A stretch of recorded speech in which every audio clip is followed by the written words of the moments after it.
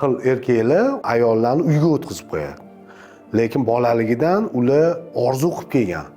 Ishlashga, pul topishga, mustaqil harakat qilishga, o'sha ishi orqali o'zligini topishga, o'zini menini topishga, jamiyatdagi o'rnini topishga intilib harakat qilgan ayollar ham bor.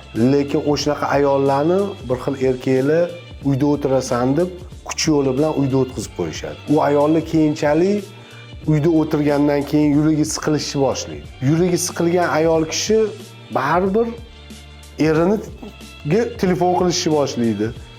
SMS yozishni boshlaydi. Qayerda yuribsiz deb tergashni boshlaydi.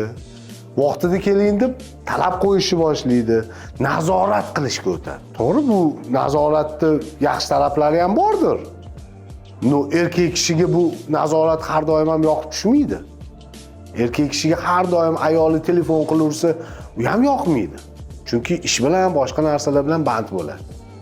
Shuning uchun agar ayolingiz ishlayman deb ichidan yonib turgan bo'lsa, ishlashi uchun ba'ziviy imkoniyatlari bo'lsa, ya'ni oliy ma'lumotli bo'lsa yoki qo'lida hunari bo'lsa, kasbi bo'lsa, o'sha hunar, kasbi, bilimi bilan unga yo'naltirib bering. Unga naborot qo'llab-quvvatlab, podдержка berib yuboring. Boshlang'ich ko'makka siz bering.